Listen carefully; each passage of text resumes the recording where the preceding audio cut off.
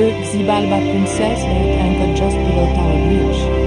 I knew I'd found the right ship as soon as I saw Pablo at the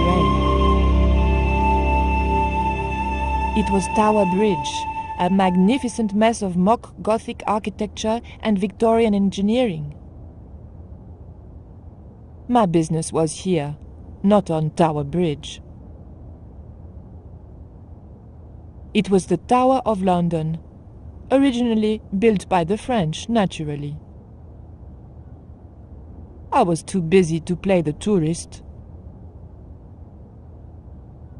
Pablo, Kazak's pet sadist. Pablo would probably shoot me on sight. A guard patrolled the deck. He was sure to be armed. A mop for swabbing the deck stood against the wall. I didn't think I had time to get to the mop before the guard reappeared. A ladder gave access to the cabin's roof.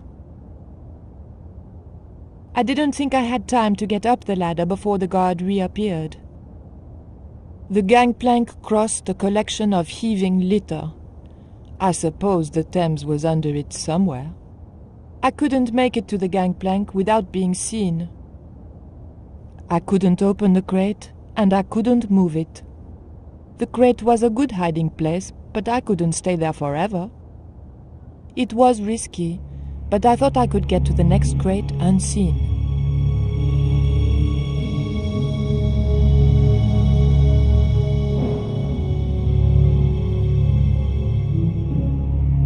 The crate was sealed and too heavy to move. The crate sheltered me from unfriendly eyes. It was the door to the boat's main cabin. I wasn't going in there until I knew if anyone was inside. It was a porthole to the main cabin. I couldn't get near it with that guard patrolling the deck. I couldn't let the guard see me. It looked like the door to some sort of utility locker. Metal hooks had been welded onto each side of the doorframe. It was the first crate I had hidden behind. I needed to get closer, not further away.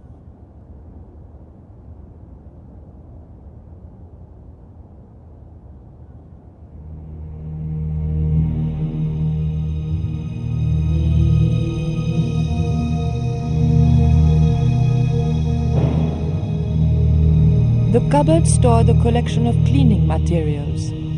The tactical advantage of hiding in there escaped me.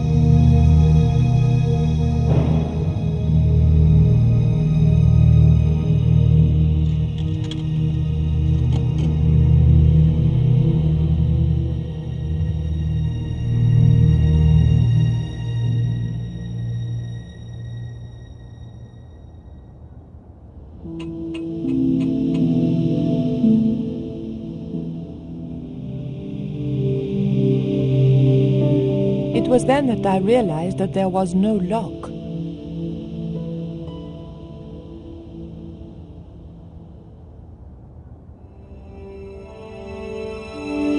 Got you.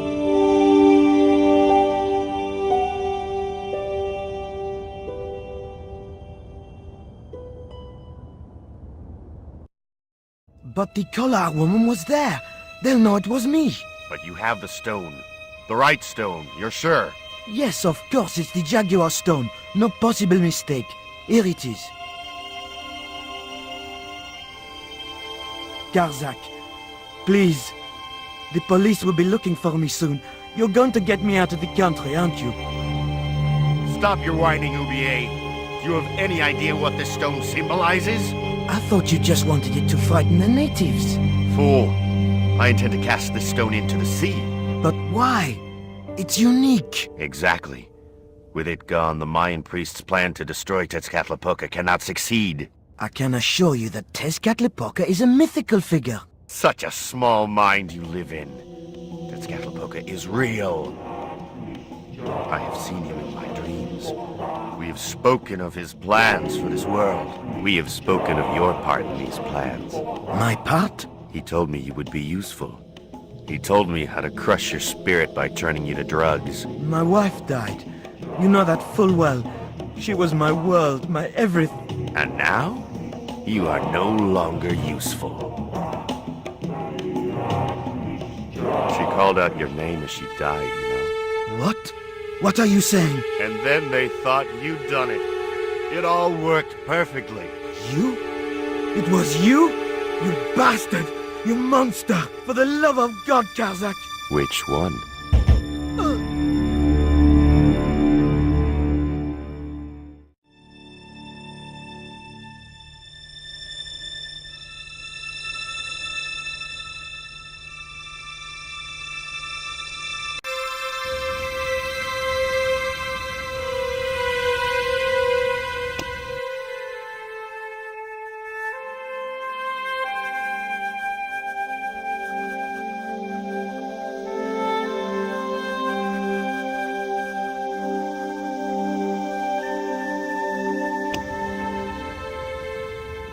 Ubier lay sprawled across the table.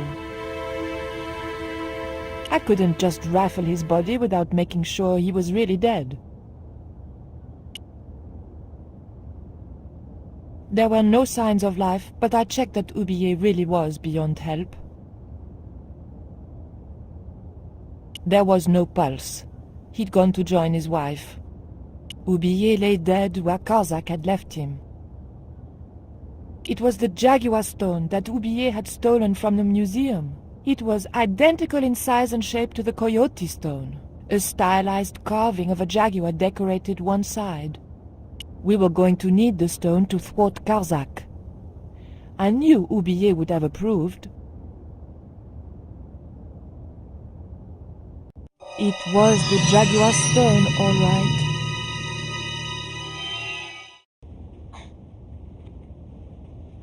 My sight had become tunnel vision.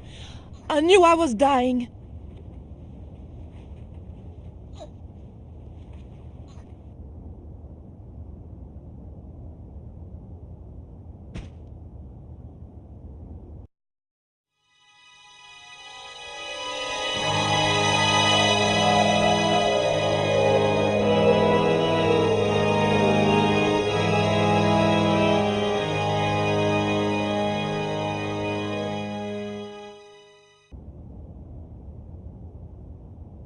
It was the Jaguar stone, all right. I was seconds from death. I had to stop him somehow.